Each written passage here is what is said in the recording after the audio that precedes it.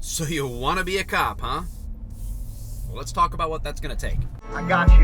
Yeah, I will defend my brothers. I will defend the weak. I will pursue and fight evil so others may sleep. I am the sheepdog, protecting the night. Wolf hunters unite. Bring it on. It's time to fight. What's going on, guys? Thanks for tuning in to my next moto vlog. Again, I'm going to count on you guys for the content, ideas that you have, feedback that you want to give me. Definitely feel free to drop it in the comments. I do pay attention to those, so again, you rock. Today I want to hit the requirements for being a police officer. As I was sitting down thinking about this video, I realized this is actually a really huge topic when you just put it all under the umbrella of I want to be a cop. What advice do you have? There's so many different things to talk about, or potentially to talk about. So today I just want to hit on a couple of things about the requirements of being a police officer. Some things are going to vary state by state, or sometimes even city by city. So here in Michigan, I believe you can still become a cop at the age of 18 in Detroit. But there's a lot of places, or most places in the state, you're going to have to be a minimum age of 21. Some states, you have to have an academy completed before you get hired. Some places hire you and then you complete academy at a later date. So some of those things are going to be so state specific that I really won't be able to address it. But there are a couple of big generalities that we'll hit. The first are the physical requirements. The physical requirements are often going to vary as well by agency, state, or whatever. In Michigan, we have a Michigan Commission on Law Enforcement Standards, and there's a standard entrance test for physical agility. It involves push-ups, sit-ups, a jump, like a reach test, a vertical jump, and sprinting. It's a half-mile shuttle run. So they set up these two cones like 88 feet apart, and you run there and back. Some states do bench presses. Some states do mile-and-a-half runs. It's just going to vary. But one of the things that is most common in police academies, even to this day, is that they're focused on calisthenic-type exercises. Push-ups, sit-ups, pull-ups, sprinting, running of some kind.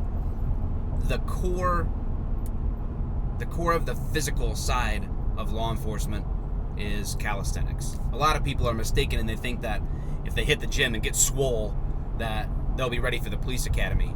And then they find themselves on the floor exhausted because even though they can bench 225 pounds, they can't do 50 push-ups or they can't do 150 jumping jacks. Most of the time, really, body weight type exercises are going to be more practical for law enforcement because you're not doing weightlifting motions generally in law enforcement. You're running, usually sprinting, you're climbing over a wall, and thankfully, crackheads aren't always that in shape. Unfortunately, cops aren't always in shape either. So if you're preparing for the academy or wanting to know what it's going to take, I would say really focus on your calisthenics more than just like raw strength gains. You can focus on some of the strength stuff later if that's what you prefer to do or you enjoy it. Policing is much more about being more of a tactical athlete, I guess, than it is a meathead.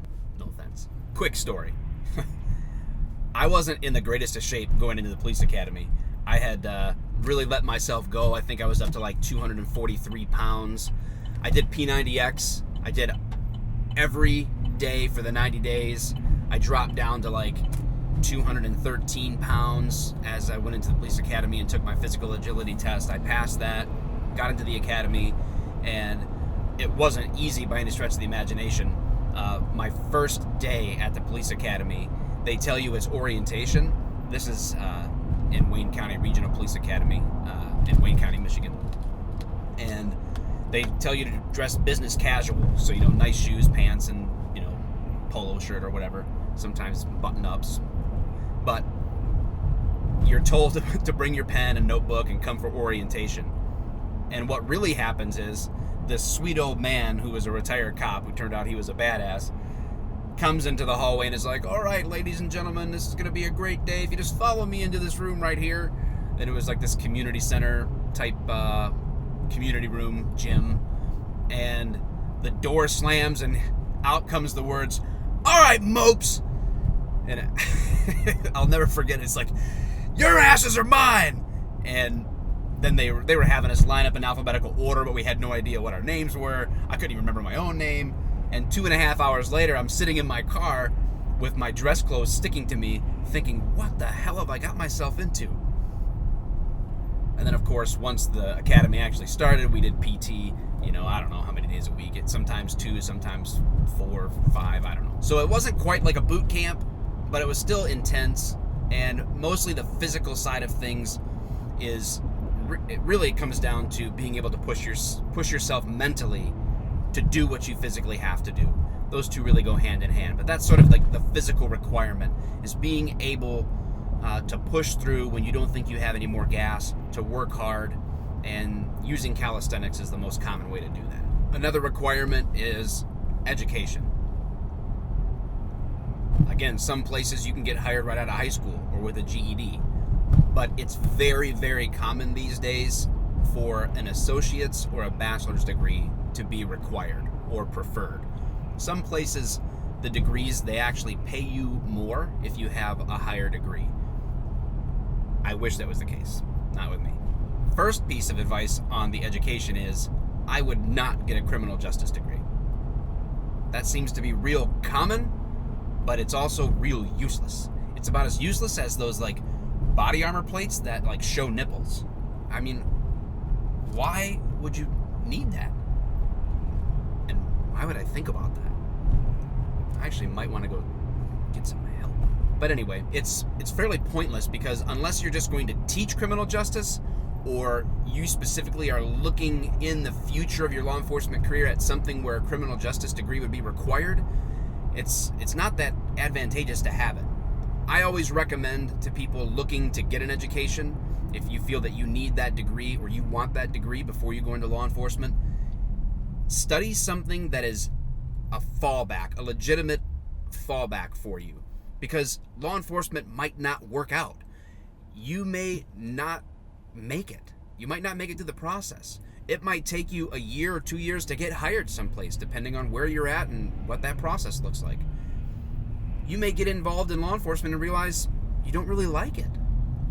Or you could get injured in the line of duty, and all of a sudden, even though you didn't plan on it, you can't work as a cop anymore.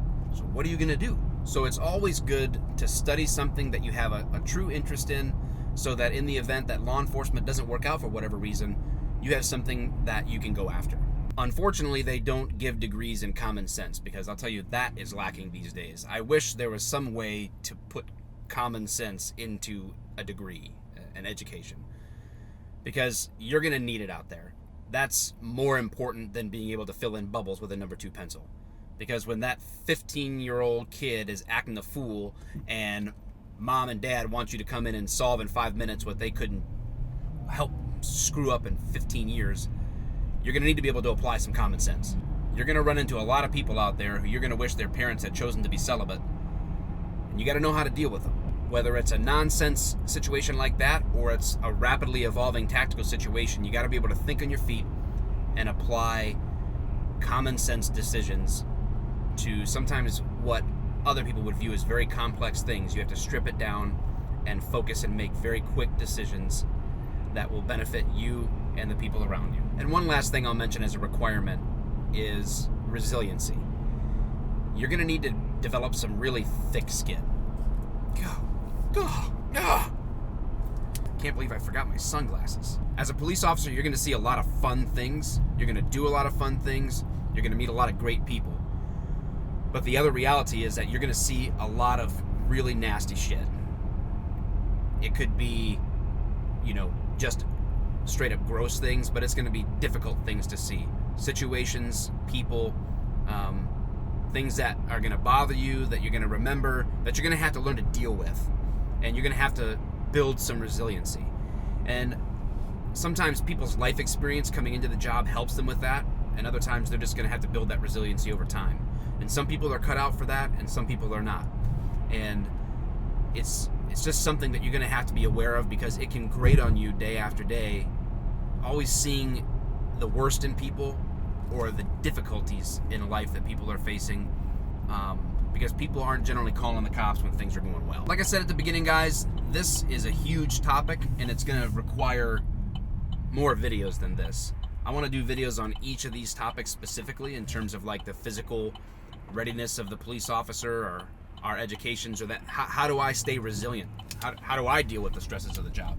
I want to talk about these things with you guys and get more specific and drill down a little bit deeper. And if you have any other questions related to this, especially the process, I need to talk about that too. Like, what is the actual hiring process, and what tips do I have and advice do I have for you guys? If you have any other questions related to this topic, man, drop them in the comments, and I'll build them into a future video. Thanks for watching.